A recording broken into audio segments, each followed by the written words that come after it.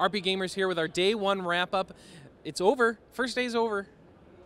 Everyone exhausted? I need to go home and sleep. You need to go home and sleep? All right. What'd you play? Darksiders. Darksiders 2. You came to E3 and played the first Darksiders. Great. The second one. All right, so you played Darksiders 2. Have you played the first one? No, I haven't. So your first Darksiders experience, everyone says it's like it's Zelda done better than most Zeldas. So what do you think? I'll be honest, I haven't played a Zelda for a very long time. How do you work at this site? But I liked Darksiders 2. It was a bit hack and slashy, Devil May Cry / Prince of Persia, and all that good stuff I like. So what was going on in your demo? Did you just hack up monsters, or were you able to do anything interesting? Hack up monsters, climb up walls, jump across pillars. Do you have cool gadgets and stuff? You have your horse and your crow, and your What's your crow do? I just followed it. Oh, okay. This just showed you where to go. Yeah. Your crow is your GPS. Yeah. As the crow flies. As a crow flies. Oh, perfect. Yes.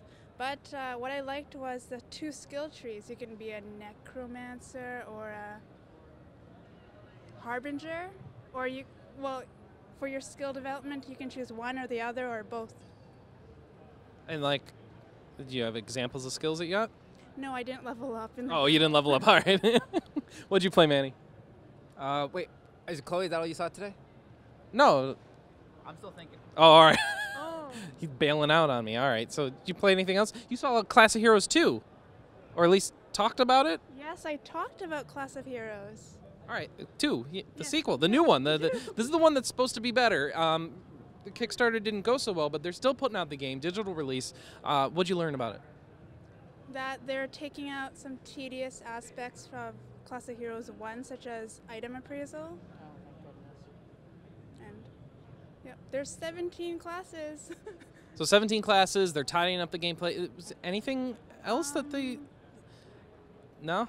Classes are tied into your race is tied into your classes. So if you're a dwarf, you can be certain classes, but you can't be all of your classes. Okay. I don't know how the first one worked on those restrictions, but... Same. I haven't played the first one. I haven't played the first one either. Well, a lot of people have been holding out for hopes that this one be coming, since supposedly supposed to be better.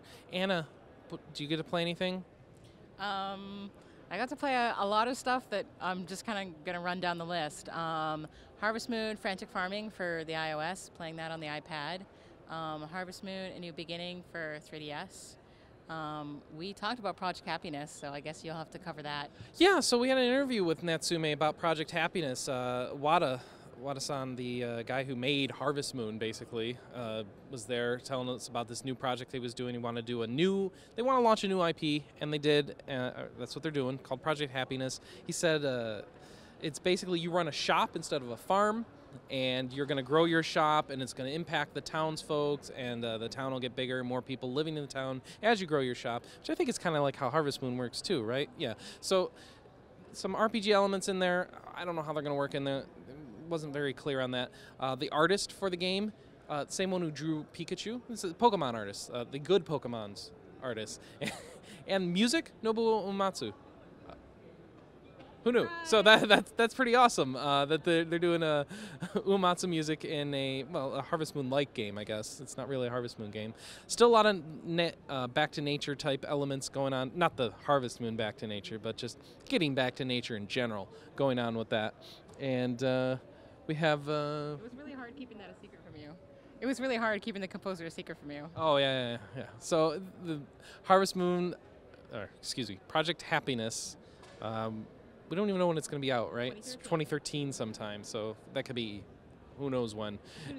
We don't know the platforms either. It wouldn't say what it'd be on, though. The footage we saw looked very 3DS-like, but who knows? We'll see what it's on. And yeah, I think that's all we had for... Oh, we also got to see Harvest Moon... Help me with the name. A New Beginning. A New Beginning. And you played that. A little bit. You got to see how that was working. Anything that was setting that apart? Oh, you can move buildings, everything, to where you want it to be. For example, if there's a store that's open only during the weekend, you can move that store near your house so you never miss the opening. Oh, okay. And we're gonna have a big video of that Harvest Moon and New Beginning coming up on the site, so look for that. We played we didn't play. We looked at Age of Wushu. This was Tell me more. It's a Chinese MMO where you get to, so you know Crouching Tiger, Hidden Dragon? Yes. With Wuxia Kung Fu in it, where you're running on tops of trees, running on water, running up walls. That's the sort of thing that's going on in this MMO, and you get to play it, and we'll have a big video going up of that, so you'll be able to check it out and see a huge dive into that. I also played some Ni no Kuni. I was wondering, is that an MMO, Age of Wushu? Yeah, Straight out of MMORPG, straight out of China. Yep. All right. Fair enough. Jet Li approved. Jet Li, what do you mean Jet Li approved? It said on the huge banner, Jet Li approved, most realistic MMO. All right. Jet Li approved. It also has, what was I going to say? It's free to play. So see more on that later. That's Q3 they're projecting, so we'll see how that works. And beta soon. Yeah. Soon, Shortly after E3 some point. Also got to see Ni no Kuni, The Another World, on PS3 over Sony's booth. They had a boss battle that I was able to get in and promptly get my butt kicked. I did not do well at all, but they also had some story segments so I could hear the voice acting. Man, that game is British. It is hugely British translated. Not just a little bit British, but like full on. This is like, why did they not relocalize this at all? These are slang words that we don't use in the US type British, but who cares? At least we're getting it in English. I'm totally down for it. It's Ni no Kuni. It's project, it's a Ghibli studio thing. Totally into it. The battle system's kind of weird. You're summoning stuff and then using their magic. You can kind of use the other characters in your party, but it looked like only after they were knocked out. So I'm going to get some combat pointers from a representative from Namco and then maybe go back and try it again tomorrow. Let you know if I can do a little better at that one. But traditional JRPG goodness of use the attack command, use magic commands, use what's weak, what the boss is weak against, and progress. Then go do some story cutscenes, and it looked like playing through an anime. It's a beautiful game. Exceed. Hey, we sat down with Matsumoto, lead programmer and lead level designer of The Last Story, and got to see some of that. We've got an interview coming up on the site for that. That's looking pretty interesting, and I don't know what else to put in here that you couldn't just get better from the videos. Look for that video. That's coming up soon. And we also saw, Persona 4 Fighting Arena. I don't know. We technically don't cover that, do we? But we should. So if you're not good at fighting games, don't be worried. If you're just a Persona fan, I talked to a guy there. He was really good at Arc Systems Fighters, but it didn't matter. He's like, I'm going to show you how to be good at this game, and he let me beat him. But it was okay because I felt like I was doing well. There's auto combos. It's easy to figure out how to use your personas to block and do powerful attacks and set up chains and use your supers when your meter's full enough. It's pretty interesting. It's a nice way to get into fighting because it had a very limited move list, and I just had to memorize a few things, like use this for auto attacks and auto combos, and then I could grow from there. And then there's all these more complicated button combos and stuff that I could go into after that. I'm more interested to hear about Dawnguard, the new Skyrim expansion. You got to see that, Manny. It has vampires in it. Is that the extent of what we learned about Dawnguard today? It was a little bit of an awkward demo, sort of just get in a room really quickly, sit down and start playing. What I did learn is that it's going to be like this, you're in this new realm of Oblivion, where I think Mulbog is from, or something, I don't even know who that is. Is that a Daedra? Yeah, one of them. All right. It was very quick. So basically, when you start playing, you can go into this new content around level 10. Any character can go in. You have like two paths. You can become like a vampire lord with a full-on vampire lord form and a vampire lord skill tree with things like at the top of the tree, one of the trees is you're shrouded by a bunch of bats, and they sort of swarm and surround you. And when you come next to enemies, they jump off of you and start attacking them and ripping the flesh off of them. And when you're a bat, you have two forms. You sort of walk around and run, or you can hover. And when you're hovering, you're in this sort of magic mode, and you like launch like life attacks here. And you have like I summoned a gargoyle. I summoned the gargoyle to fight with me. Another one was like this vampiric grip, sort of like a telekinesis one, but much more powerful. Like there's like these big guardians like that I had to kill at some point in this mission. They're like pretty big and tough. I just picked one up, I threw him off a cliff, or I picked another one up. I just kept on tossing him around like a rag doll and killing him pretty quickly. You can other skills like raise dead. You can like sort of like quick dash forward as a bat. About 10, they're saying like 20, like 10 to 20 hours of content. Oh, that's pretty good for expansion, and they're only charging 20 for it, I think. Yeah, and so that's good pricing. They might have said 30. I don't know, but there are two distinct paths. Like you can become like this great Dawnguard vampire hunter, like Van Helsing or something, with like these new crossbow weapons they have, or you can be this full-on demon vampire lord. Can you switch? Yeah, you can go back and forth on the fly. Oh. Can you somehow make both sides happy? Oh, I thought you meant can you turn into a you can turn into the big bad guy and then back into a human back and forth, I mean. No, I meant like, can you go down the Dawnguard? All right. Because It was very Skyrim, like, you like to make everybody happy and do all the guilds. That's what people do. How does it work if you're a werewolf? Did they address that yet, or? It was. I spent most of the demo trying to get through a dialogue sequence so I actually play the game, and then the actual objectives were so far away. I spent more time walking on the field than actually playing anything. All right. Oh well. Did you get to see anything else? I saw the next game that Muteki Corporation's working on. If you know, they did the Dragon Fantasy games on iOS, Mac, PC. They're working on like the next chapter in that series, Book 3.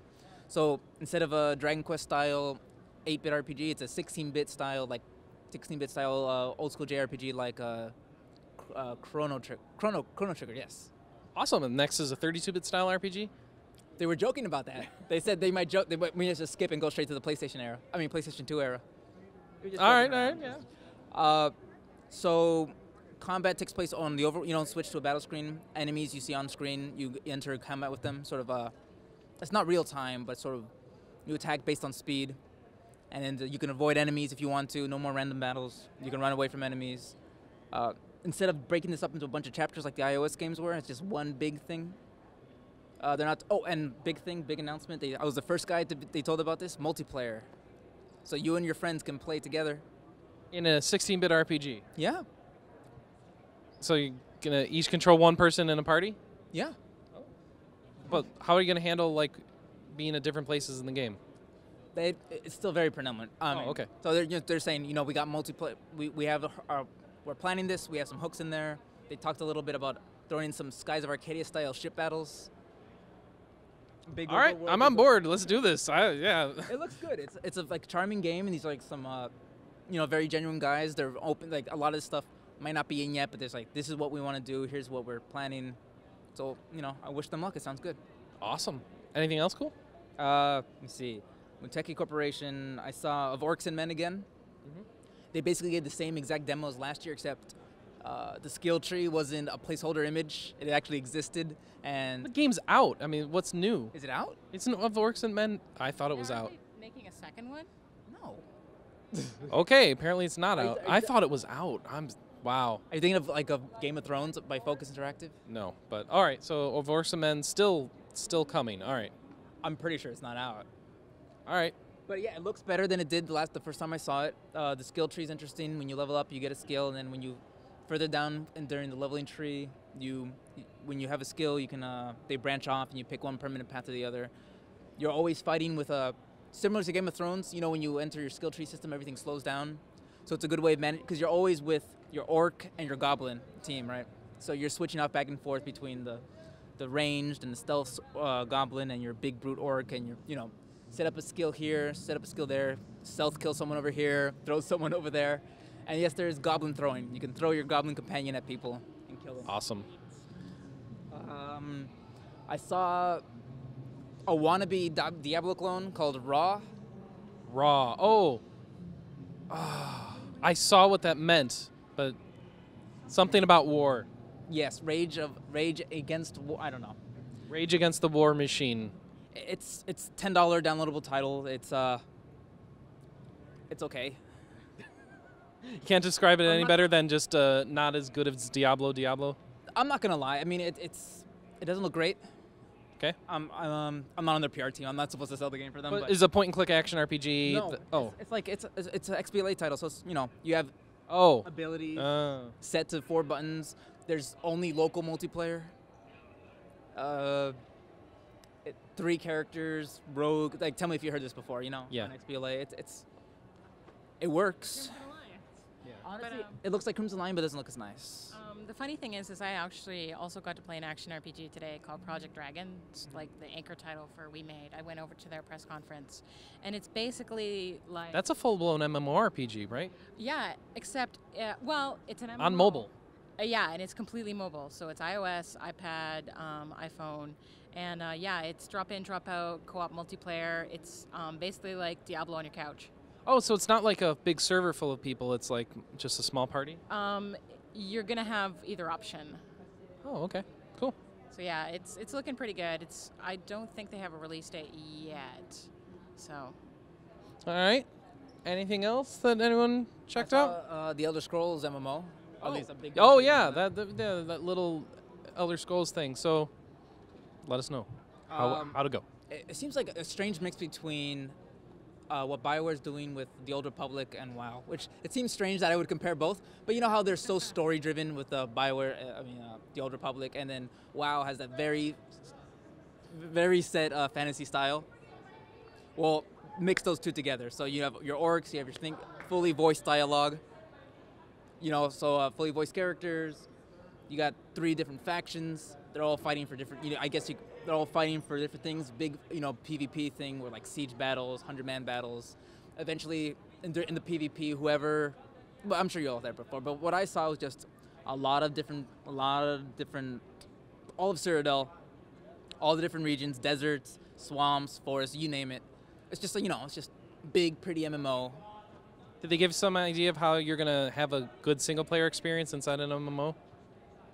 No, but they want you to, you could say the same thing to the Old Republic, right? Well, I know, but they've come out and said that they're going to give you that Skyrim experience inside of ESO, so that's why I'm wondering if they said anything about how they're going to deliver that. Well, I guess when you started talking to someone, you saw like an up-close view of their whole body while they were talking to you, listening to voice dialogue. So. Okay. And they want to, I guess you're just wandering around. If you see someone, they say there's no penalty for helping people. You should always help people, so everyone gets benefits. So if you see a guy, fighting, just run in there, fight with them. Okay. You always get a bunch of benefits. I mean, basically, it was just here's our world. It's big, it's pretty, it's really detailed. Here's all the races that you love. Release date? It's voiced and it's full dialogue. I don't know idea, but Mac and PC sometime next year. Sometime next year? They're actually officially saying next year now? I don't know. Don't quote me on it. They didn't say 2013? I honestly don't know. Okay. All right.